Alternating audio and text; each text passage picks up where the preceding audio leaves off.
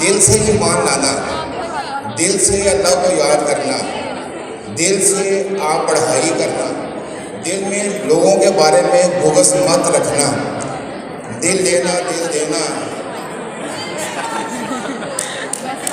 और दिल की बातें आप बहुत अच्छी तरह समझते हैं।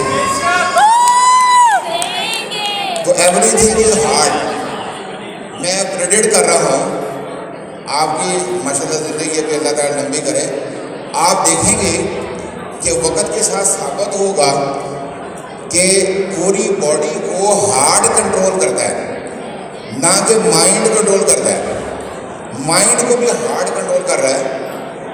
अभी कुछ दिन पहले ये रिसर्च मिली, उसने फिर बेचारा खड़ा है देख रहा है, एक और बंदा आया, उसने कहा हेलो मिस्टर, मैं विलियम हूँ। उसने कहा मैं जुनेद हूँ।